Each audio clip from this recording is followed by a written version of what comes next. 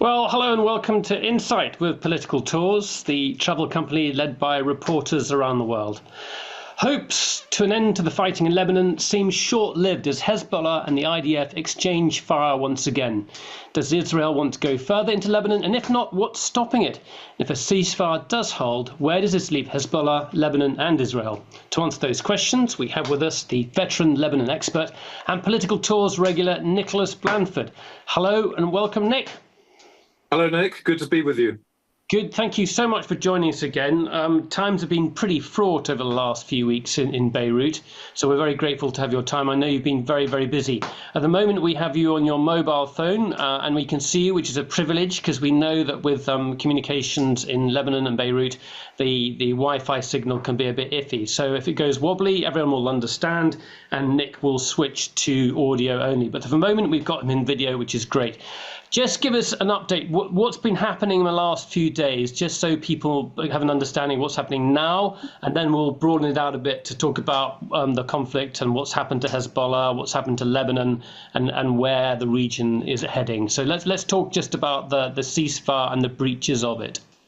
Okay, well, the ceasefire, much anticipated, kicked in at 4 o'clock in the morning on the 27th of November. So the guns were supposed to stop firing at that point. But within hours, the Israelis were firing machine guns at cars filled with tens of thousands of Lebanese who were returning to their homes in South Lebanon. There was around 1.2 million Lebanese fled the fighting, which has been going on for 13 months. And as usual in past conflicts, the moment the guns stop firing, they all go home to see what is left of their homes and so on. So anyway, the Israelis did some shelling. They fired some mortar rounds. They fired machine guns. They were trying to deter people from going back to their homes in many villages. And there were a number of people who were wounded. There were 3 journalists who were wounded in a town called Kiam, which saw some fierce fighting. And this has been the pattern of the past week.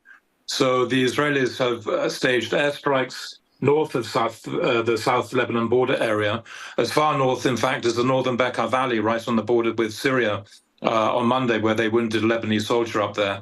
And inevitably, Hezbollah came under some pressure to respond to these breaches of the ceasefire. So they fired a couple of mortar rounds a few days ago into an area called Sheba Farms, which is on the southeast corner of Lebanon's border. The shells landed in open areas. There was no damage. They were aiming at an Israeli military post. And the Israelis retaliated quite heavily against various targets throughout South Lebanon. And this has continued. Hezbollah has since ceased fire again. But the Israelis are still using fire to, as they say, to keep the ceasefire going and make sure that Hezbollah abides by it. We'll come on to Hezbollah in just a second, but what is Israel trying to achieve? And initially, we know that they wanted that area north of the border and up to the Litani River to be cleared of Hezbollah completely. But you're saying that they really didn't want the civilian population there as well. What do you see as their objectives? I think they're being deliberately aggressive to make the point that Hezbollah has been defeated in the war. I think this is more about optics than anything else.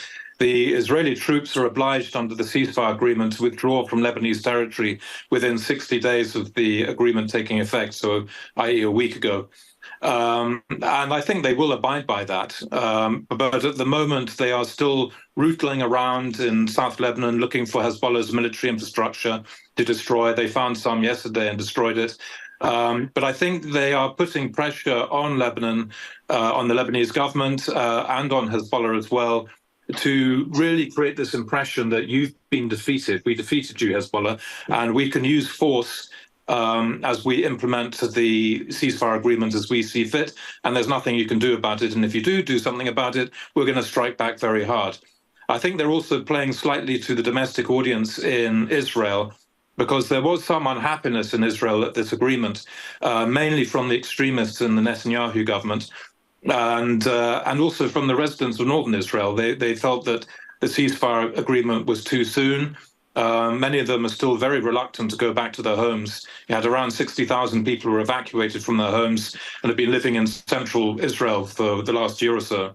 And these border communities have been very heavily damaged, not only by Hezbollah shellfire, but the Israeli army has been billeted in these settlements, and they've been staying in people's houses. And, soldiers are probably not the best house guests that you would want in your home. So there's been some unhappiness in Israel. And I suspect that some of the tough measures the Israeli army are taking in Lebanon is partly to mollify that domestic audience that's unhappy with the agreement.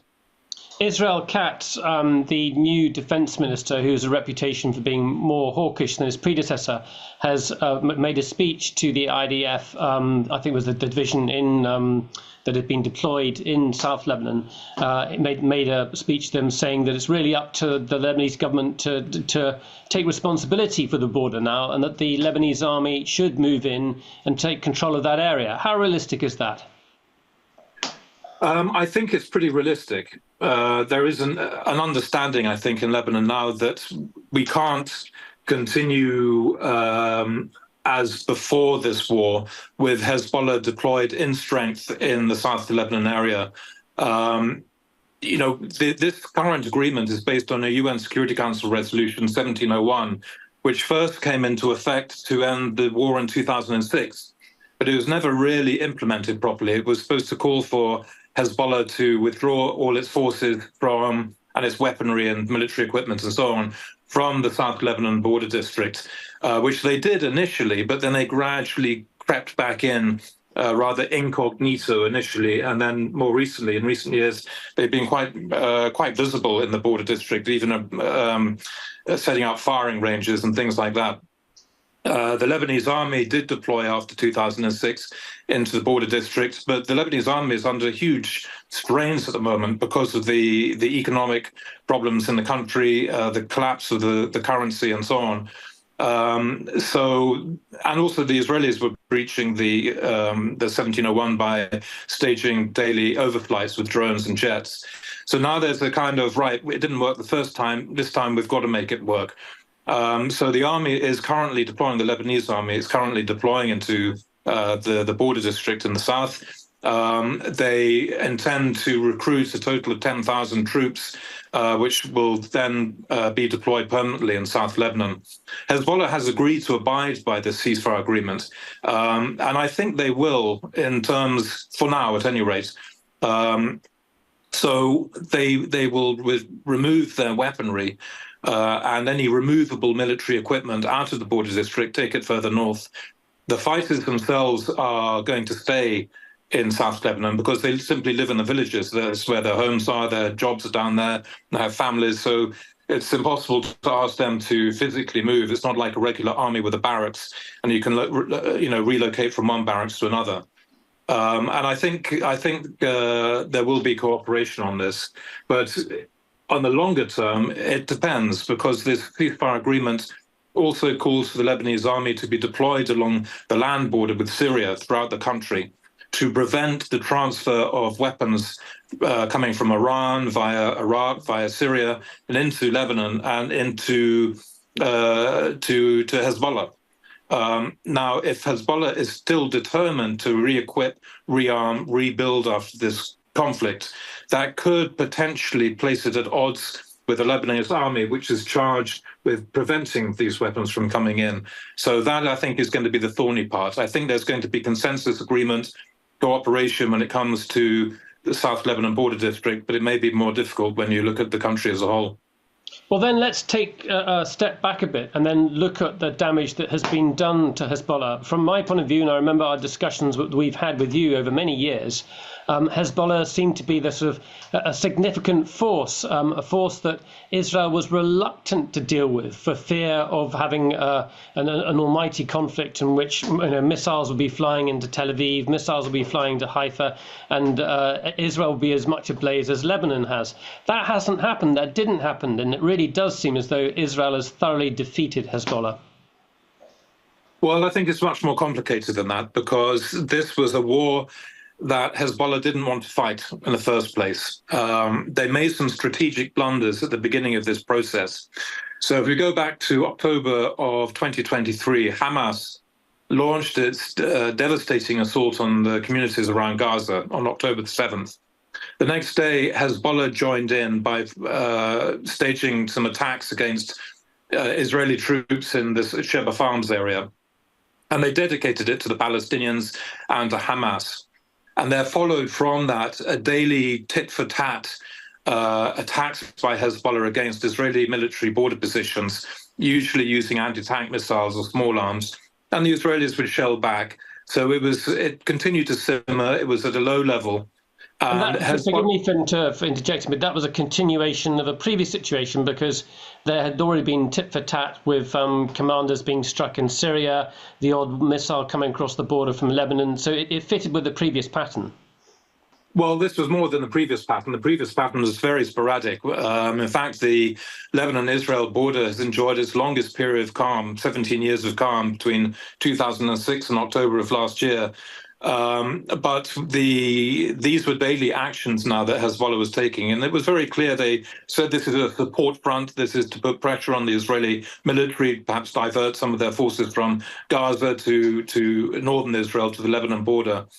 And they anticipated that the Israelis would not escalate, because this deterrence that had kept the peace, more or less, between 2006 and 2023, Hezbollah expected it to continue to hold, that if the Israelis escalated, then Hezbollah would escalate, and then potentially you get into a full-scale war.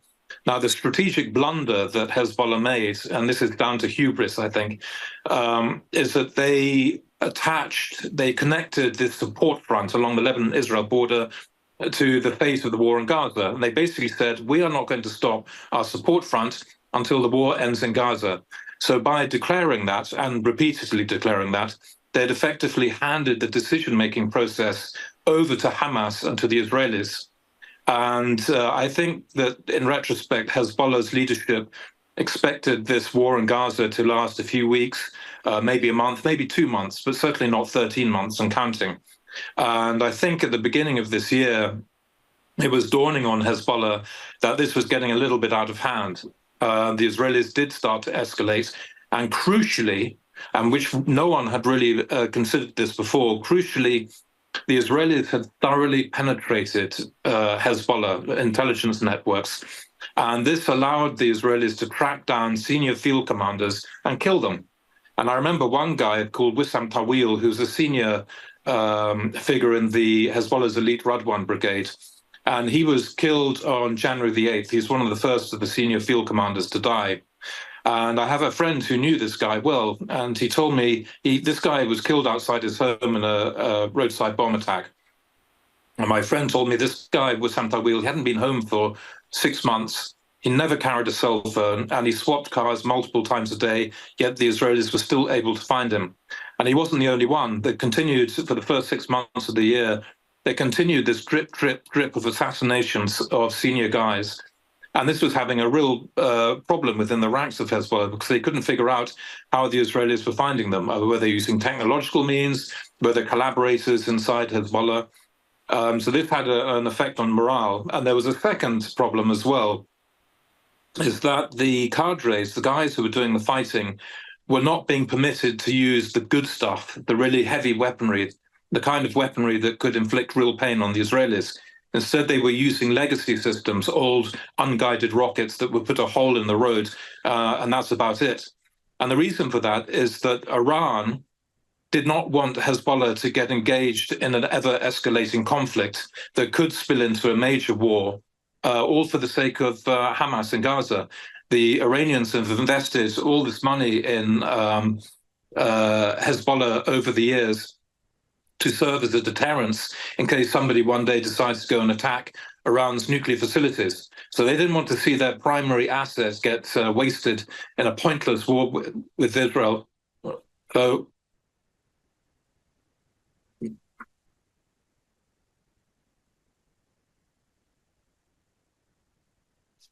Nick, I think Nicholas is gone. So if you just continue, I think Nicholas's signal is gone. Oh, is it? Am I still? Yeah, can you still hear me? You're still there. Oh, okay. Yes, you're still here, but Nicholas has disappeared. All right. I thought it was me. Okay. No, it's you. It's him. Okay. So yeah, I mean, this was the issue that they were facing, and I think the sentiment. I remember talking to Hezbollah guys in South Lebanon in early April, and they were grumbling about this being a futile, pointless war. Let us use the good stuff and inflict real pain on the Israelis.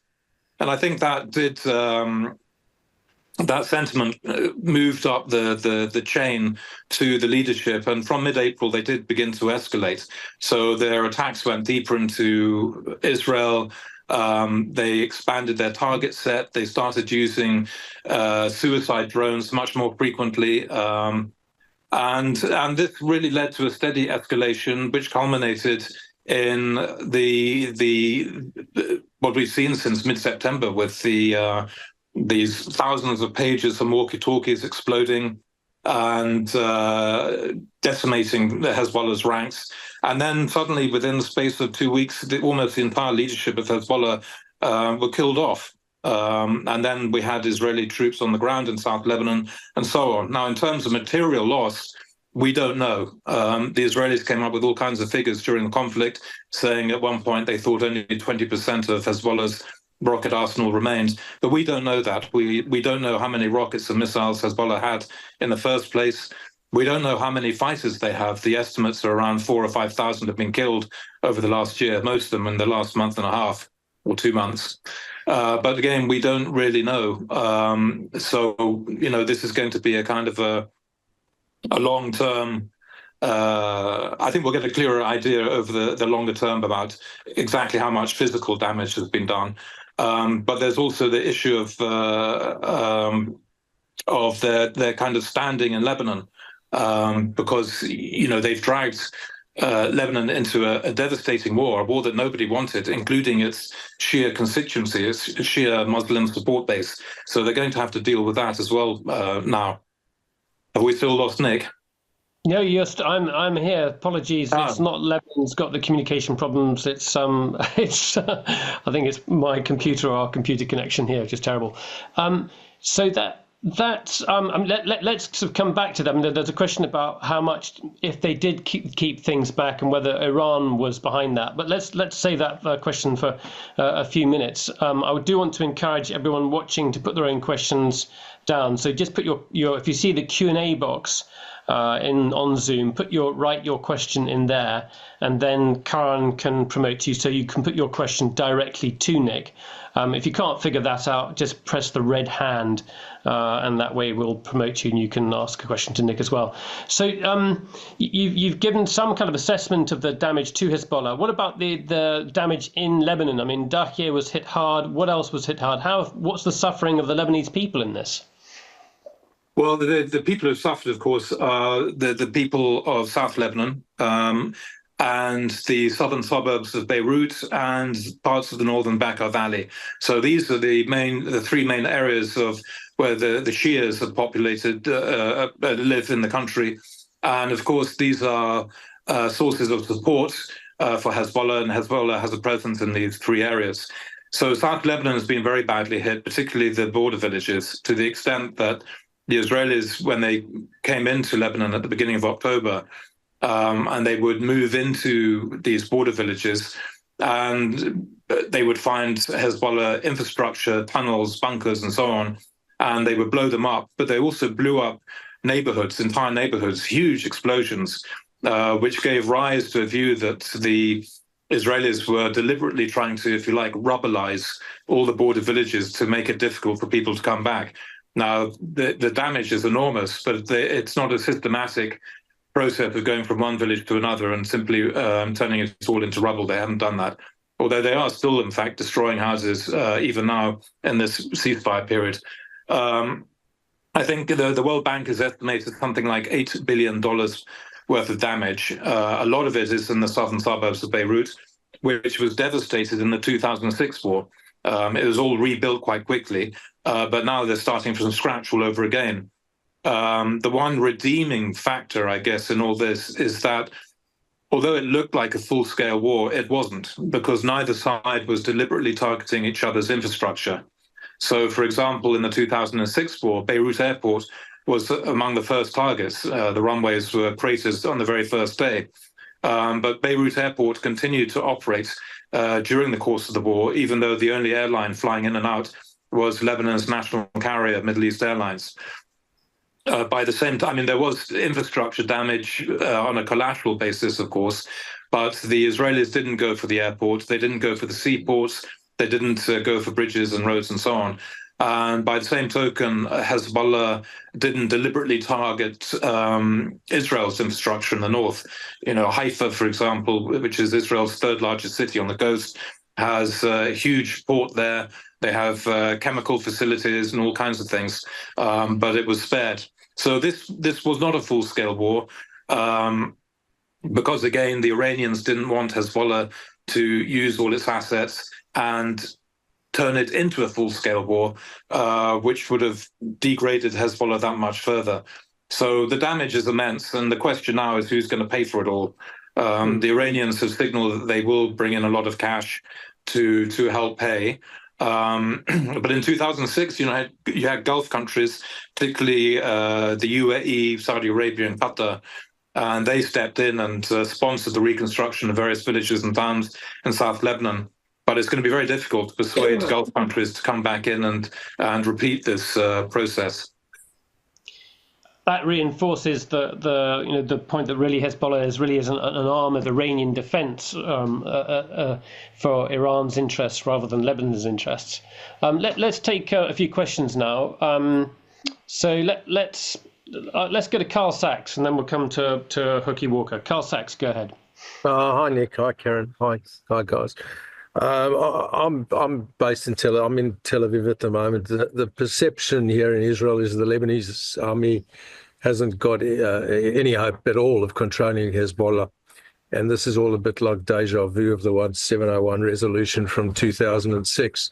And the perception isn't the sentiment here is very much that the war hasn't been won, and that Israel's withdrawn, 70% of the 70 or 80% of the rockets and military reported here is damaged, but that still means there's another 20% left.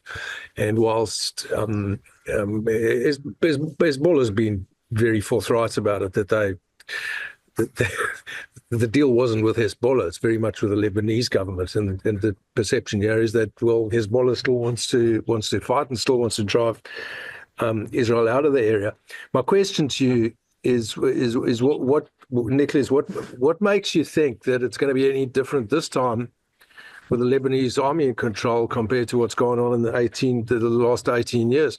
And just to point out that the sentiment isn't from the right wing. The sentiment here, it's from the complete political spectrum, lefties, center. It's not the right wing and nutters who Okay. are progressing this. Great, thank you, Carl. So, Nick, you covered a bit of this in your your introductory comments, but just give us your thoughts on that. I mean, the other question is why doesn't Israel try and finish the job off? But anyway, Nick.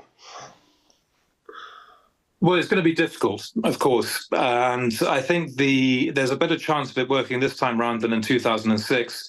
Partly because Hezbollah has been chastened, I think, by what's happened over the last year. And the Lebanese army can observe 1701 in the southern border district, but it takes agreement. Lebanon is a country of consensus. So before anything is done, you have to have back under the table talks, if you like, and you come to an agreement and then you can implement it. And I suspect that's already happened between Hezbollah and the Lebanese army, that Hezbollah has agreed, look, we're not going to cause you difficulties in South Lebanon. We will take our weapons and our movable military infrastructure out of the area and allow you to deploy. As I said earlier, I think the problem is more going to be in other parts of Lebanon if Hezbollah is determined to re-equip and rearm, which means bringing in weapons from outside, which the Lebanese army is supposed to stop. I think a difference now is that, and it's a crucial difference, is that after 2006, you had a kind of a mutual deterrence between Hezbollah and Israel, and that's what kept the peace. It was an unsteady peace, and it was broken from time to time. But it was the quietest period along the Lebanon and Israel border since the mid-1960s, when the PLO first turned up in South Lebanon. But I think now Hezbollah's deterrence has been shattered by the developments of the last year. And I think that the Israelis essentially called Hezbollah's bluff during this conflict.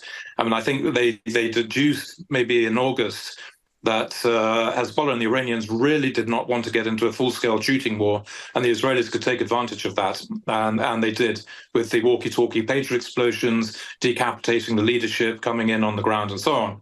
So I think now the Israelis are in a position, and they have stated this quite clearly, that if they feel the agreement, the ceasefire agreement in 1701 is not being implemented properly on the Lebanese side, they will take action. And in part, the use of fire over the past week is basically underlining that threat, that they are not deterred anymore. And if Hezbollah decides that, you know, it wants to strike back, then the Israelis will strike back that much harder. And I think this is the new paradigm now that Hezbollah is going to have to deal with. So if the Lebanese army going down the road, you know, doesn't want to go toe-to-toe with Hezbollah, and there are convoys of weapons coming in from Syria, it's probably going to be the Israelis that will police the ceasefire agreements kinetically, rather than perhaps relying on the Lebanese army.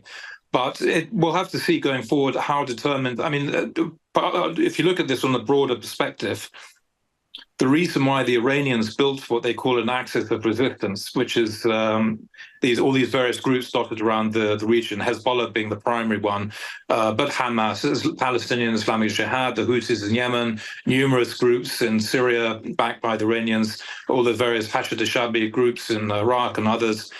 All this is supposed to be a form of deterrence to protect Iran. But that deterrence has failed. And the Israelis are not going to be deterred anymore. So I think the Iranians will have to think, is it worthwhile actually rebuilding Hezbollah now that the Israelis are not scared of Hezbollah and are not deterred by Hezbollah? Or are we going to have to come up with another strategy to defend our interests and so on? That we'll have to see going down the road. But getting back to your question, yes, it can. The Lebanese army can implement the ceasefire agreement, certainly in the southern border district. And I think that Hezbollah will behave itself for now in the South Lebanon border district. As a follow-up to that, let's just take a quick question from Hookie Walker, Sahara Walker, who's a former British diplomat and spent a lot of time in the Middle East. Hookie, go ahead with your question. Well, I think my question has probably been answered already. As Nicholas Blanford rightly pointed out, from the Iranian point of view, Hezbollah was supposed to be, Hezbollah's heavy weaponry was supposed to be in defense of Iran, not to do with Hamas or whatever.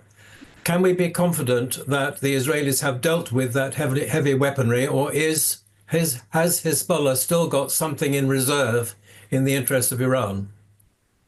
Well, that's the million-dollar question, isn't it? Because certainly they took a lot of hits, Hezbollah. Again, this tremendous intelligence penetration of the Israelis into Hezbollah, which allowed them not only to kill military and political leaders, but also to attack facilities, weapon sites, and so on and so forth, storage sites for munitions and so on. We don't know how much was destroyed. I know that from talking with various Hezbollah contacts that they were not allowed to use the good stuff. Now, they began to use some of it towards the end, some of the smaller precision-guided missile systems, surface-to-surface missiles, but they didn't use them in very large numbers. And they did, on one occasion, fire a missile called a Fatah 110, and this is one of their top missiles. It carries a 500-kilogram warhead. It can strike within 20 meters of its target. And these are the systems that helped deter Israel before this conflict. So they fired one and it was shot down. But the point of this is that you're supposed to fire them in large numbers and to overwhelm Israeli air defenses. So none of this really happened. So the question is, did they not fire because they'd all been destroyed, or did they not fire, which I think is the case, because the Iranians didn't want them to be fired? They wanted them kept in reserve for the day that the Iranians actually need them. I suspect the second one. But again, we don't know how much of the overall stockpile was destroyed through Israeli attacks. Okay, fascinating stuff. Let's take a question from Alex Norris. Alex, who works with us as our reporter and researcher and was heavily involved in our US elections. Alex, if you open your microphone and go ahead with your question. Yes, thank you so much. This is very interesting. I was just wondering to what extent the conflict, or you believe the conflict, has exacerbated pre-existing ethnic and political tensions within Lebanon. And do you see this conflict as contributing to Lebanon's paralysis, these years-long paralysis, or is there some sort of break in the status quo that you see or that you foresee could potentially shake things up in Lebanese politics? Yeah, that's a good question. I mean, I think everyone is waiting to see how this pans out. So in the context of Hezbollah versus Israel, Hezbollah has taken a battering militarily, and it needs time to catch its breath and repair itself. In the domestic political context in Lebanon, it's still a very strong entity. It still retains the support of the majority of the Shia community. But I think that sentiment in Lebanon before this conflict, more than a year ago, was very divided about Hezbollah and Hezbollah's weapons. It's even more so now. And you do have some of Hezbollah's opponents metaphorically, or at least hopefully metaphorically, sharpening their knives because they feel that Hezbollah has dragged the country into a devastating war, which nobody wanted this war. Nobody asked Hezbollah to open up a support front. They simply did it unilaterally for their own parochial reasons. So there's going to be some pushback now from other political parties, those that are opposed to Hezbollah. So Hezbollah is going to have to act quite carefully. They are talking at the moment about dialogue, the need to reach consensus over their weapons and so on. They've also said the resistance will remain, i.e. their armed status. But we'll have to see how far Hezbollah's opponents push back, because at the end of the day, Hezbollah still wields the implicit threat of violence, and has used violence before when it's felt threatened, and it could potentially use it again. And Hezbollah's opponents know this. So I think one of the key tests is going to be about the election of the next Lebanese president. So Lebanon's been without a president for a little over 2 years now, because, as usual, the Lebanese can't reach consensus on who to elect. The presidents are elected by parliament, by the 128 MPs, so it's not a nationwide election. And the reason for the stalemate is that Hezbollah picked one candidate as close political ally of the organization, Christian Maronite, of course. All presidents of Lebanon have to be drawn from the Maronite sect. And they refused to budge. So Hezbollah's opponents would come up with alternatives. What about this guy? What about this guy? What about this guy? And Hezbollah said, no, we're sticking with our guy, Suleiman Frangieh. I think it's going to be very difficult for Hezbollah to continue standing by Suleiman Frangieh now. And the parliamentary speaker has called for an electoral vote on January the 9th. And so we've got a space of about a month for the political parties to try to come up with some kind of consensus candidate. And I would be quite surprised if Hezbollah still sticks by its original choice of Suleiman Frangieh. And this will be a telling point, I think, that if they can reach a kind of consensus on this and have a president finally elected and then have a new government established, then it will point to the fact that Hezbollah has been marginally weakened in Lebanon to the extent that it is willing to make compromises that perhaps it wouldn't have made a little over a year ago. But by the same token, if the opponents of Hezbollah push too hard, then they might get slapped by Hezbollah. So it's very, very, very, very delicate. Nick, can you just give a sort of brief recap on how Lebanese politics is divided along sectarian lines, and why Hezbollah are able to act as kingmakers, or why they have been able to? Well, they have. They have a number of alliances, of course. So they have an alliance with another Shia organization called the Amal Movement, which is headed by Nabi Berri, who's the parliamentary speaker, and they've been allies since 2005. They've also been allies with a Christian party, the Free Patriotic Movement, since 2006, although that arrangement has been collapsing quite steadily for some time, and the war has aggravated that even more. So Hezbollah also has numerous smaller allies, individuals and small political parties and so on. And it holds sufficient weight within Parliament to prevent its opponents from electing whomever they want for president. So there's been this kind of deadlock, which is why traditionally, at least in the post-Civil War phase from 1990, presidents and the formation of governments are usually done on consensus. It's not one side winning an election and choosing whom to include in a cabinet. It's done through dialogue and consensus and deal making and so on. I'd love to have a few more questions. It's great to see the breadth of places that people are sort of tuning in from. We've got people in South America, Israel, Australia, the US, and UK, and Norway as well. So if you've got more questions, please put your question in now so we can get to you. I think we've got Lois Towart there. Lois Towart, who's in Australia. Go ahead, Lois. Hello, Nicholas. My question is actually a little bit about the point that was made earlier, that the rebuilding of Lebanon was funded, or previously was funded by countries like UAE and Qatar, and that would be unlikely this time around. The question is that for political or economic reasons? And how has this conflict played into the wider political situation around the area? Well, it's political reasons, I think. The Gulf countries have been throwing money at Lebanon for decades, and they haven't really got much out of it. Certainly the current leadership in Saudi Arabia, King Salman took over in 2015, and his predecessor, King Abdullah, had a very warm relationship, a personal relationship with Lebanon going back a long time. King Salman doesn't have that same level of warmth for Lebanon, and Mohammed bin Salman, the Crown Prince, has distanced effectively Saudi Arabia from Lebanon,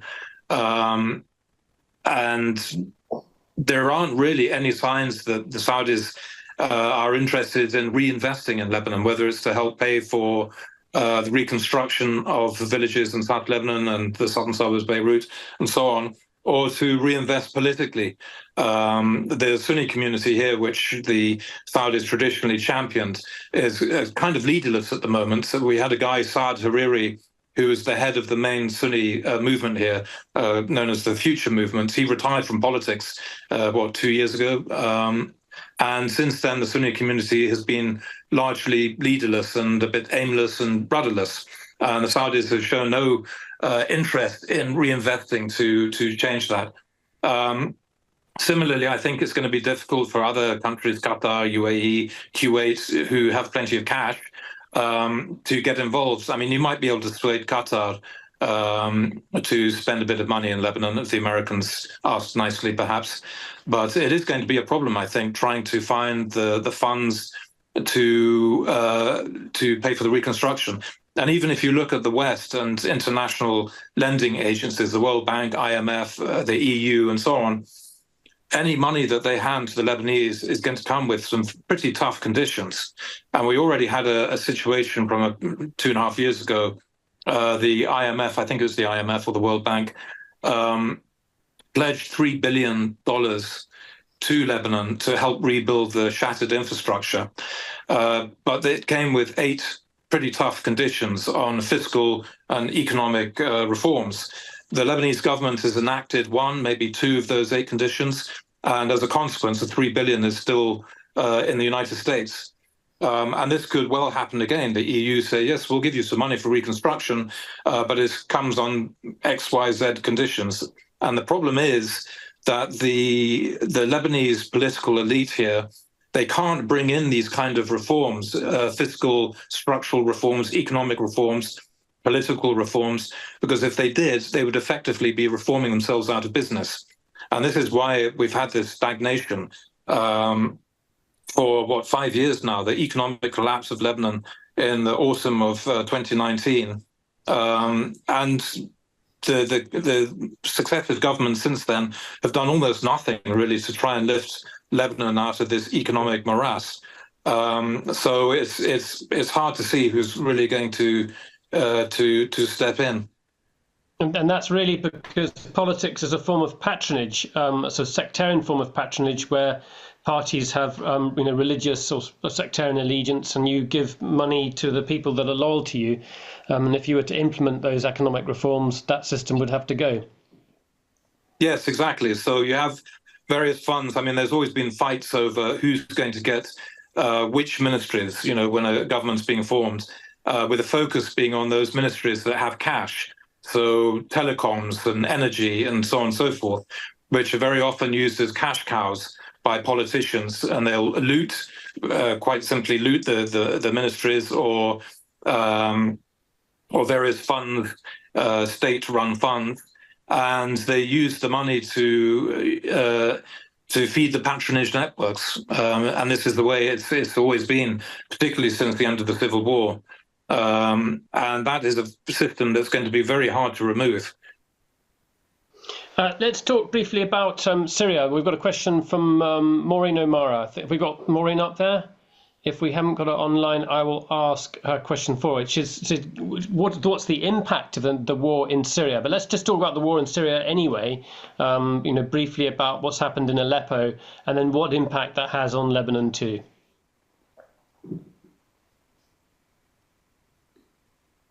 Is there a question coming? Yeah, no, there's no question coming. That's her question is, could you ask for me what is the effect of what's going on in Syria on Lebanon or on all of this? Well, none of it at the moment, and we're talking about the latest offensive coming out of Idlib. It hasn't affected Lebanon at this stage. So you've had these Syrian rebel groups having recaptured Aleppo and heading south on the edge of Hama now in western Syria. And the Syrian army is mobilizing and heading up to try to push them back. Hezbollah, of course, has played a prominent role in the Syrian civil war going back a decade now. And they were instrumental in 2012, 2013 in saving the Assad regime. It was looking to be in very, very serious trouble at that time. So the Iranians and Hezbollah were able to assist Assad. And then, of course, from 2015, the Russians intervened as well and were able to turn the tide of war. But the war isn't over. It's stabilized over the last, 4 years now through a number of agreements that left much of the Idlib province under rebel control. But now there's been a surprise attack by the rebels. We'll have to see how far it goes. It's still not really clear. I mean, there's a lot of speculation circulating in the region about why this is happening now, who's behind it. It seems too much of a coincidence that a ceasefire comes in between Hezbollah and Israel, and a day later this offensive begins in northern Syria. But we'll have to wait and see. It's unlikely, I think, that they'll be able to reach the border with Syria. I mean, if they're able to take Hama, then they would have to head further south to take Homs. And then if they were able to take Homs, they're within 20 miles or so of the Lebanese border. But I don't really see that happening. And although the Iranians are sending some of their Iraqi Shia groups into Syria to help the regime, we haven't seen any indication yet that Hezbollah is going to send forces back into Syria to help. They may well do if they're needed, but we haven't seen any sign of that yet. Nick, I've got to say, when's it going to be possible for us to come back again and look at the situation? We obviously don't want to go to anywhere when there's a risk of conflict and us getting caught up in that in any way. but we're particularly fond of Lebanon. We've been travelling there, I think, for almost 10 years now, and had some great trips with you. Just tell us what of the areas that we know down in the south, Sur, Tyre, then also up on the border, the UNIFIL bases, and then up in Baalbek. It seems to me all of those places were hit. Yes, they were. I mean, Tyre was quite heavily hit this time round. In 2006, it was pretty much spared. There were a couple of buildings were hit during that month-long war. But there's been quite a lot of damage in Tyre. I'm going down there in a couple of days to have a scout around. The border villages have been decimated. For those that were on, I think it was the last tour a couple of years ago, and we went to a UN position with Ghanaian soldiers, which was right on the blue line, right on the border. Well, they've had quite an exciting time over the last 2 months with being hit accidentally, I think, by Hezbollah rockets. They had an Israeli tank drive through the front gate, and they've spent most of the time in bomb shelters, as indeed most of the UNIFIL have been doing over the course of the conflict, particularly in the last 2-3 months. So yes, a lot of damage in some of the border villages that we would have passed through would be almost unrecognizable because of the amount of damage, particularly the ones very close to the blue line, very close to the border.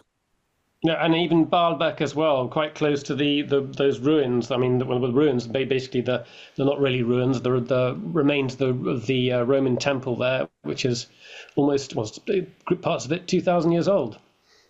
Yes, exactly.